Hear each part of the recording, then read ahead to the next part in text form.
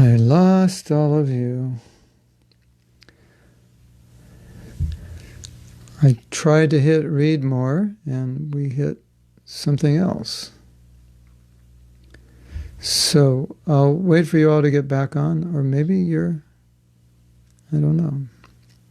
Maybe you're all waiting for me. You think I'm going to come back? I don't know. Maybe we have 2 Facebooks open. Let me look. Okay.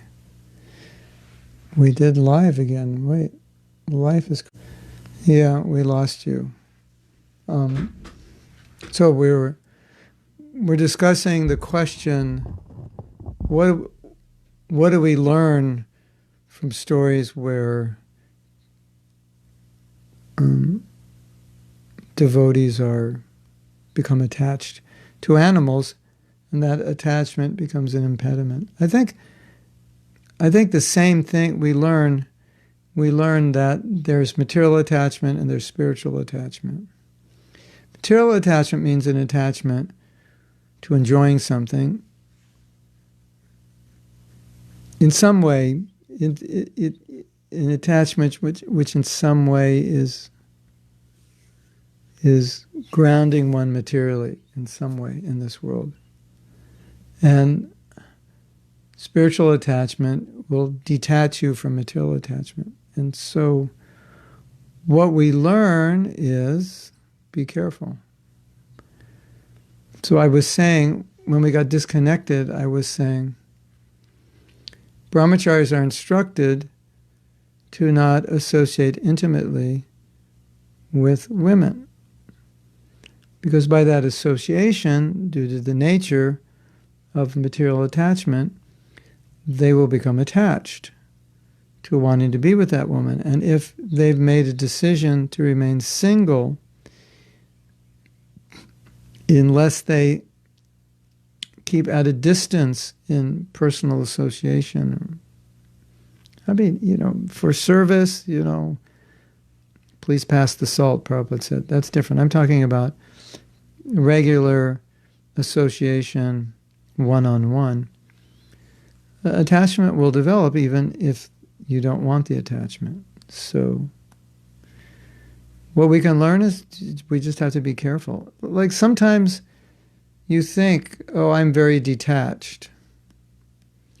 But when you're in association with the object you thought you were detached from, intimately in association with it, then you can start to understand if you're actually detached or not.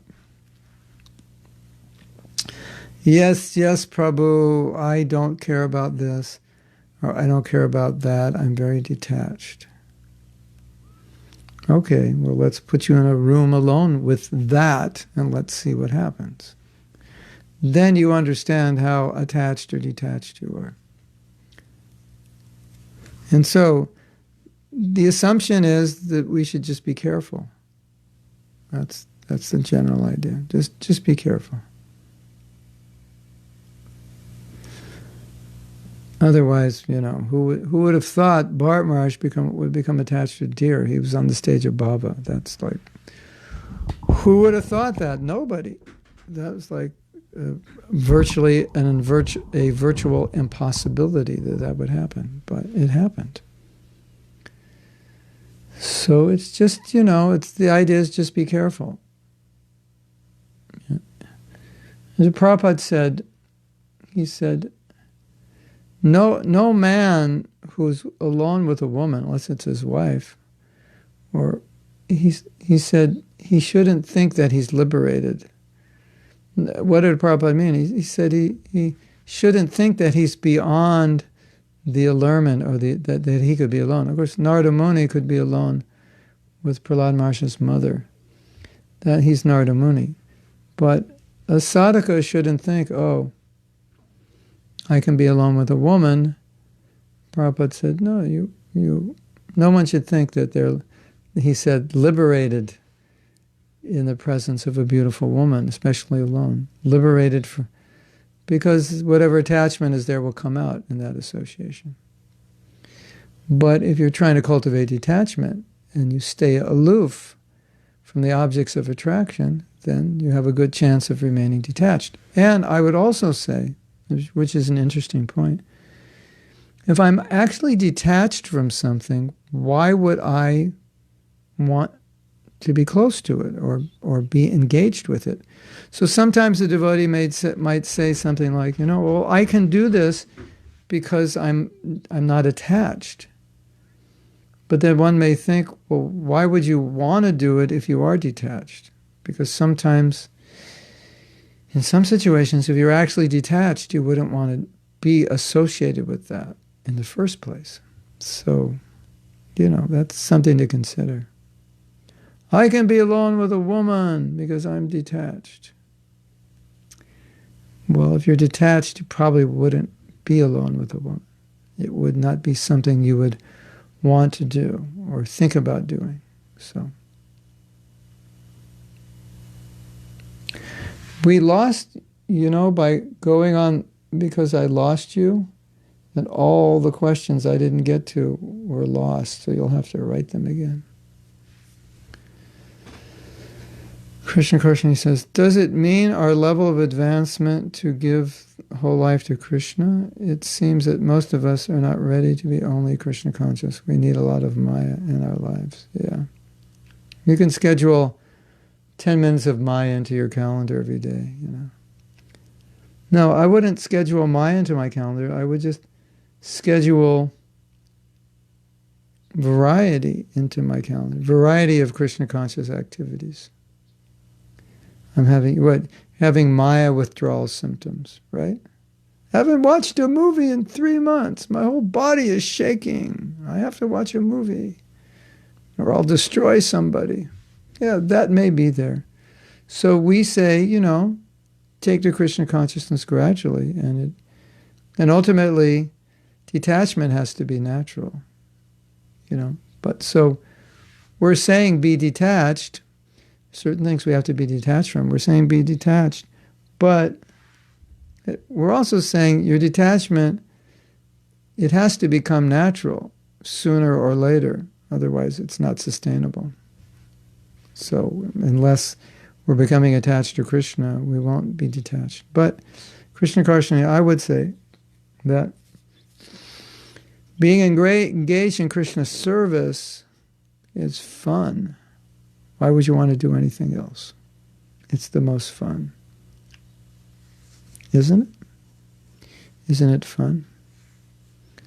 So Kamalakshi Radhika Devidasi says, these are comments, questions from the previous recording that I haven't responded to. Okay. Let's see more. Okay, let's...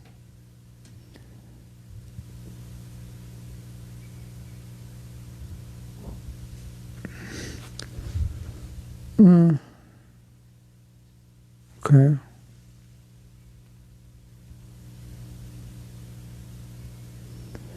Give your whole life to Krishna? Yeah, it means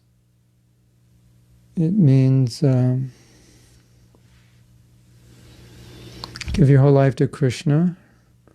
It means, as Prabhupada said, be engaged 24 hours a day. That's what it means.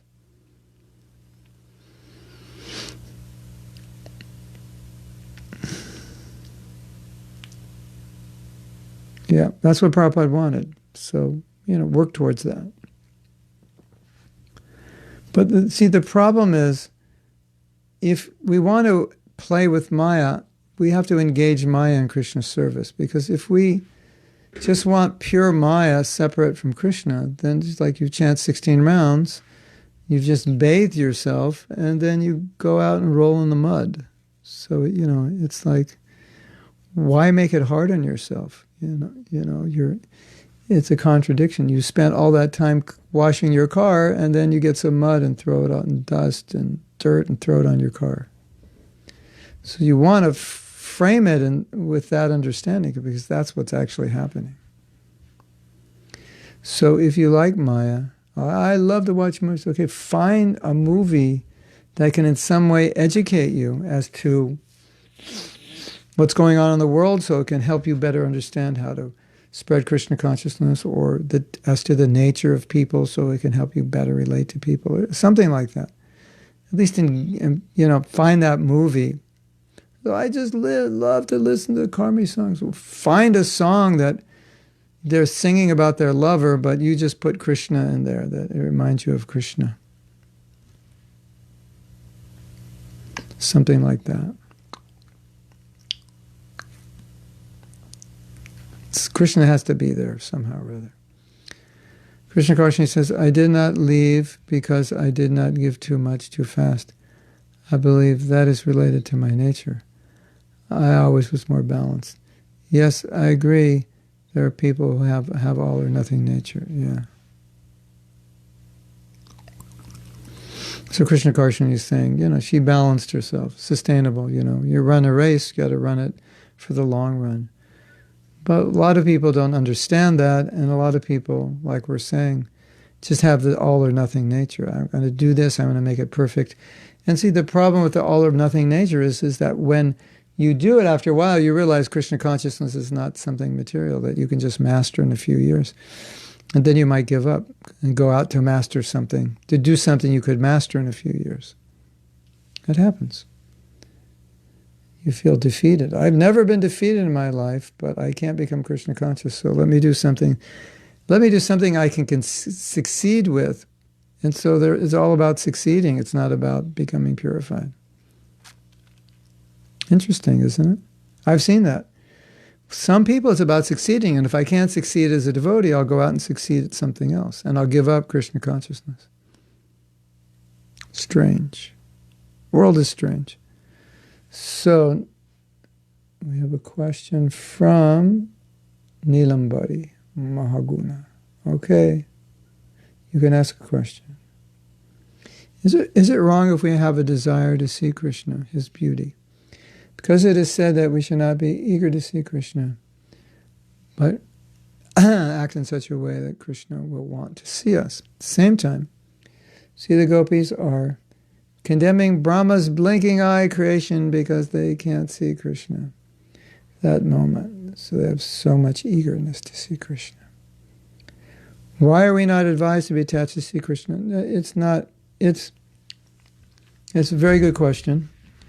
So the first point is correct, that it's said that when we take darshan, we're actually letting Krishna take darshan of us, because the concept is worthy enjoyed. So rather than us enjoying seeing Krishna, Krishna enjoys seeing us. That's the idea. So that is correct.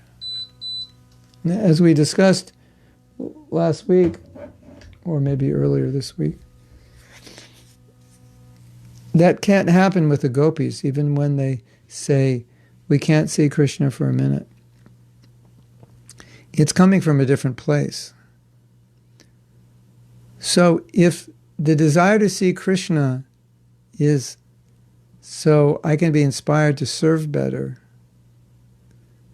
then it's the right consciousness. So you can have both things going on. That I don't want to enjoy Krishna, I want Krishna to enjoy me. At the same time, I want to appreciate his beauty because it inspires my service. So Prabhupada did say once to one of my godbrothers that we can ask Krishna, Jagannath Swami, Dayanapatagami Bhava Tume, we can ask him, can I see you? Please be visible to me, I want to see you.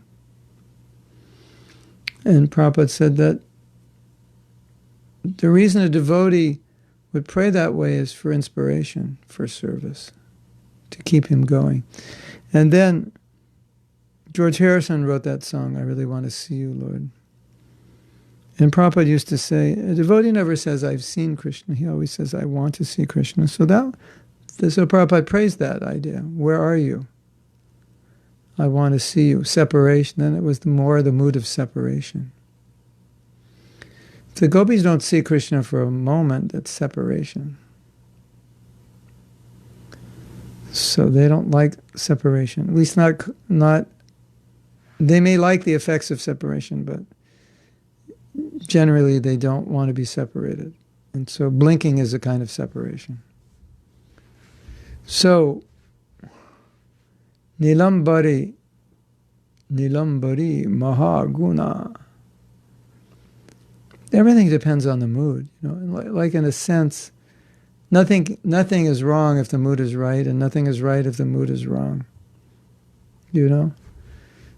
So the mood has to be there that I'm not the enjoyer of Krishna, I'm the servant of Krishna. And if I see his beauty, and it inspires me to want to be a better servant, that's why I want to see the beauty. That's why I want to see Krishna, just so I can be a better servant. Yeah, then it's fine. But at the same time, that mood of I exist for Krishna's enjoyment needs to be there.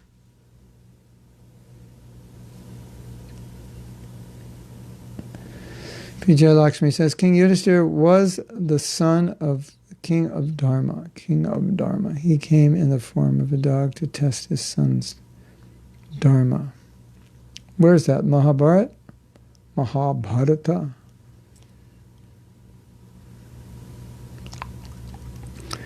Well, we're all being tested. So, we're all being tested by our attachments. So, think of that. That's an answer. Gopinath says, recently I called a good old friend of mine, but I realized that I'm not interested in talking all the interesting things that we used to. I just wanted to talk to him about Krishna, but I was not able.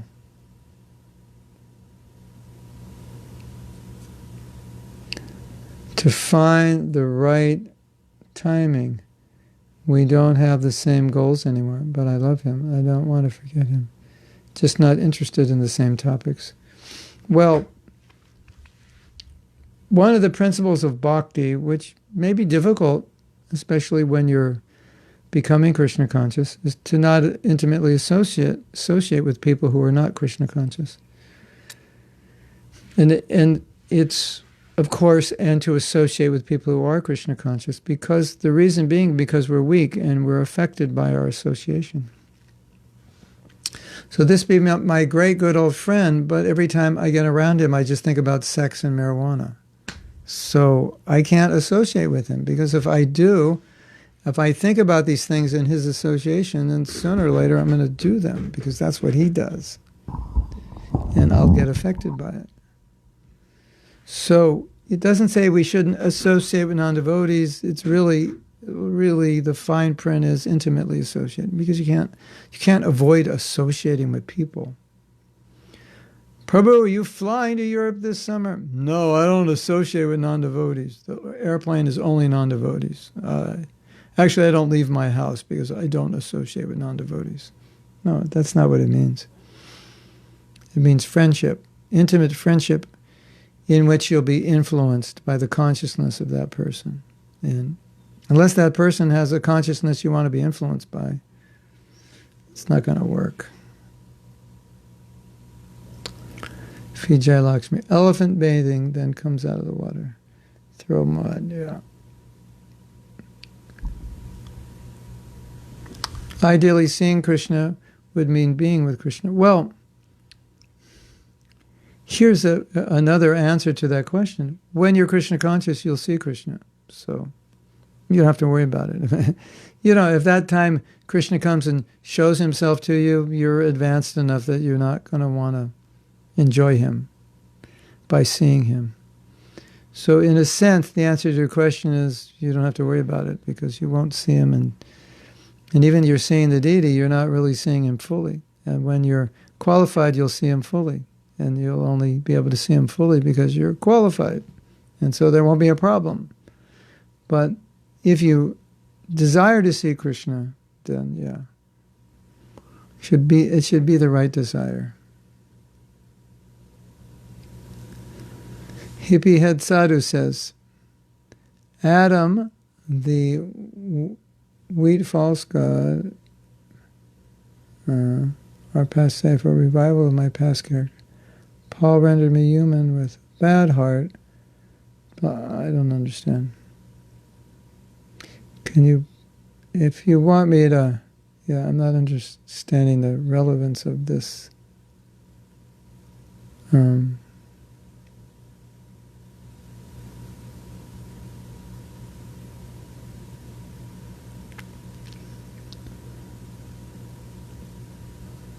Okay, so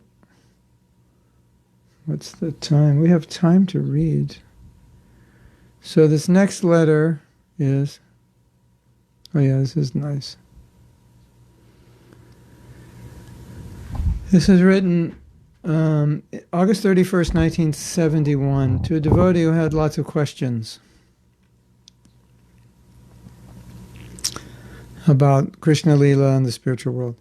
In the spiritual sky, there is no birth. So where is the question of baby Krishna? She was asking, in the spiritual world, is Krishna born? Does he grow? And so forth. Krishna is there eternally as Kishore, a 16-year-old youth. His childhood pastimes are exhibited in the material universes. And Prabhupada had answered more questions before this. Best thing is if you chant Hare Krishna and go to Krishna Loka and find out the answers to all these questions yourself. Yeah, and so we mentioned on several times Prabhupada has given this answer. Like, you're asking so many questions about the spiritual world. Like, how are you ever going to understand all this? You'll never understand it. So when you go there, you'll understand. And implied in this answer is also, well, do you really need to understand all of this? Like, you'll understand it when you get there. And she's thinking, but I need to understand it to get there. And Prabhupada's saying, well, when you get there, you'll understand. Which implies you don't need to understand what you can't understand, and you'll never understand everything. You just need to understand enough to get there, and everything else that you're asking, you'll understand when you're there, but it's not necessary. It's kind of the implication. Let's read one more. Well, we still have 15 minutes, if I can stay awake. I'm really tired.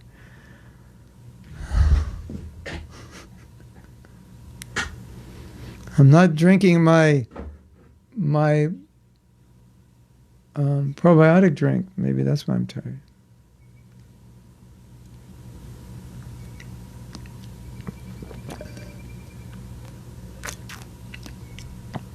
This is written December 3rd, 1971. And I entitled this, You Will Come With Me Back to Godhead.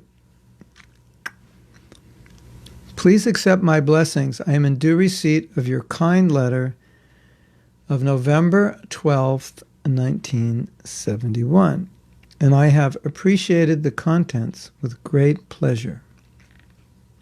Radha and Krishna have been so merciful upon me to have given me so many nice spiritual sons and daughters as yourselves. I can see by the photos of your Los Angeles temple that you are all very good servants of Radha and Krishna, and that they are very much pleased by your service. Thank you very much for assisting me in this way. Now my one request to you all is that you become fully happy by conducting your lives in Krishna consciousness. And you can know it for sure that in this way you will come with me back to Godhead, back home, back to Godhead. This was a letter to all the devotees of the Los Angeles temple. 3rd December 1971.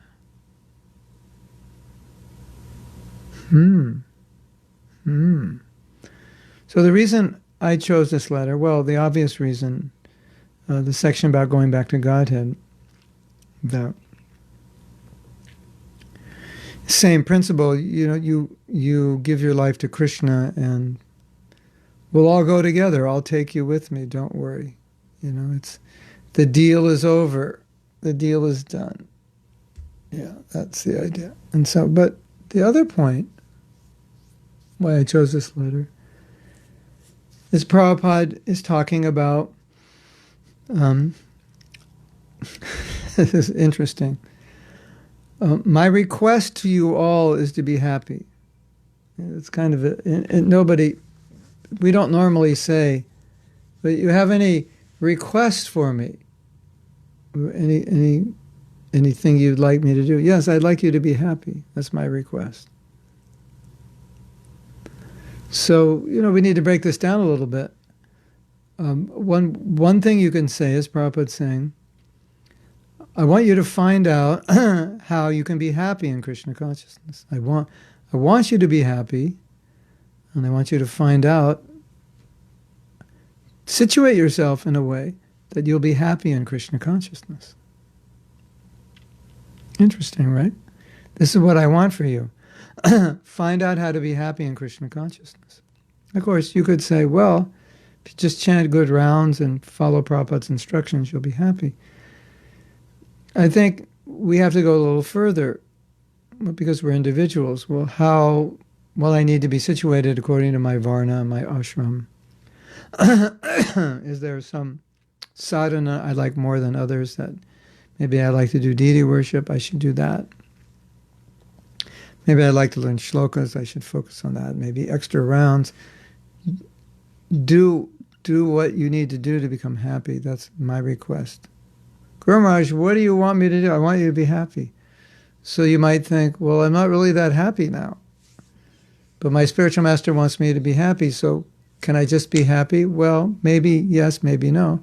But if you can't just be happy because you've been ordered to be happy, then you want to find how within Krishna consciousness you can find your happiness. That's Prabhupada's point. Look, I want you to find your happy medium in Krishna consciousness. What's that point where you'll be happy?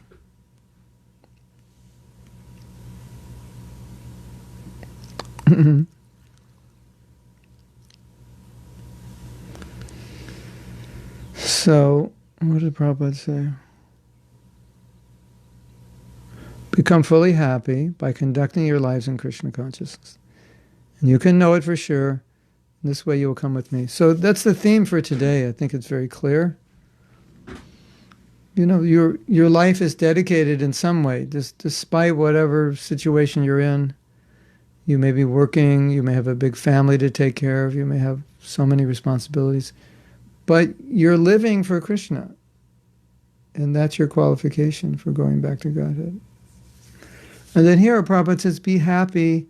How? By conducting your life in Krishna consciousness. So find things in Krishna consciousness that make you happy. The goal is to be fully engaged in Krishna consciousness. So if I burn myself out and I need relief, I need some relief from Krishna consciousness. I need a half hour Maya a day, 2 hours a day. I need Saturday and Sunday for Maya. I'm burned out. That's not what Prabhupada's saying. He's saying, find your place in Krishna consciousness where you can be happy.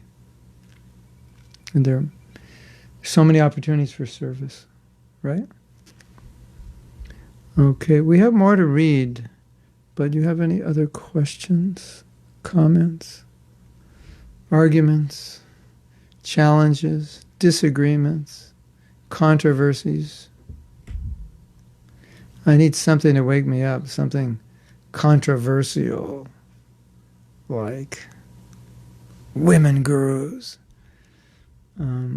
Somehow or other, my batteries are dying. Can you wake me up with a question, a question that will get my blood boiling, raise my blood pressure?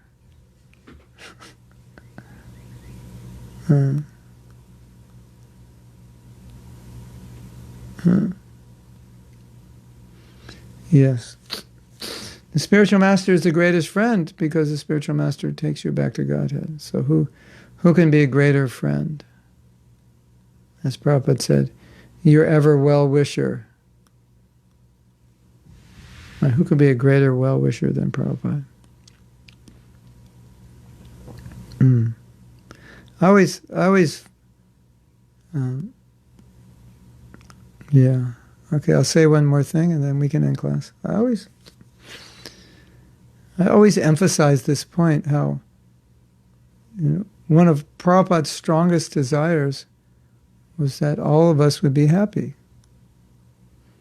And that, so it's in a sense our service to find out how we can be happy in Krishna consciousness, because that's what Prabhupada wants. And so, you might think being happy in Krishna consciousness is a personal motivation, and of course it could be, but being happy in Krishna consciousness is also Prabhupada's desire for us.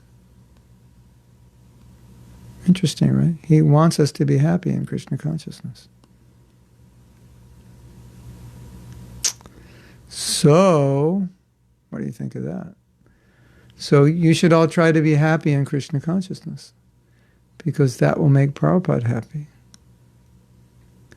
And if you're not happy in Krishna consciousness, then you have to think, why am I not happy?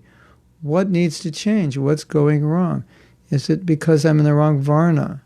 Is it because I'm in the wrong ashram? And you might say, yeah, I think it's because I'm in the wrong ashram. Of course, I can't just change my ashram.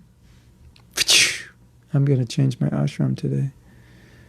But you can start working on making plans to change it. Or my service is, I'm not that inspired. So maybe you have responsibilities you can't change, but you can gradually begin to work on a new service or educate yourself in doing certain services that are very inspiring. So I think we can conclude that for Prabhupada it was very important that we were happily situated in Krishna consciousness, and it was less important as a general principle what we did, and more important as a general principle that we were happy doing whatever it was we did.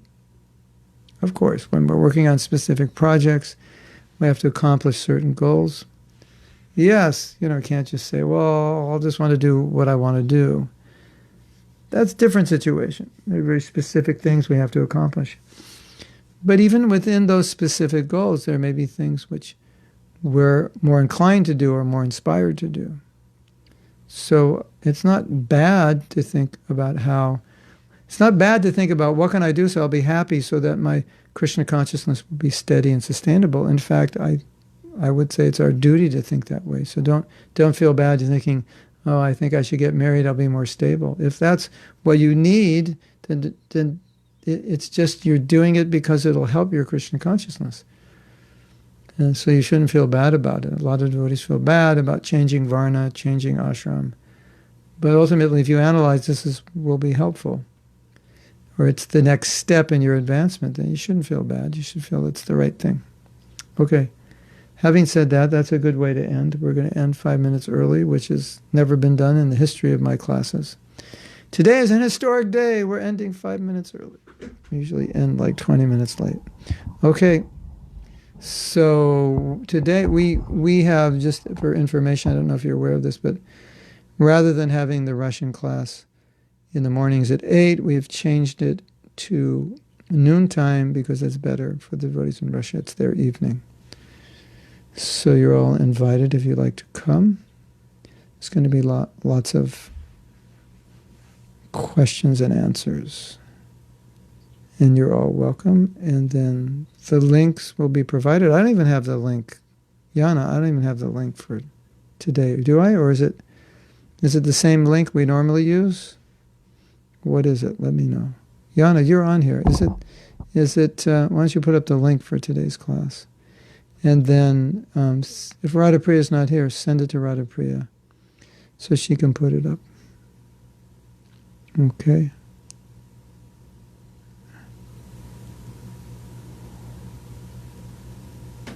Yeah, I'm live here Monday through Friday, 8 o'clock. Occasionally I have a meeting in the morning. Same link as the last week. So it's the same link as always. There's the link to today's class in Russian. Yeah, we're here Monday through Friday, 8 o'clock, and then weekends we have other classes which are listed on my Facebook page and website. And occasionally I have a meeting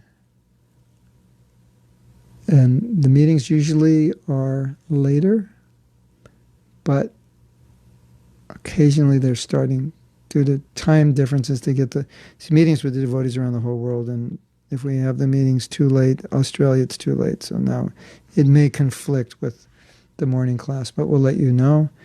There's going to be more of those meetings in the next month or month and a half, but they'll slow down. Okay, the link has been posted, and give a class Zoom for Puerto Rican, Caribbean devotees. It's possible. You can write me. Okay, Hare Krishna to everyone. We'll see you later.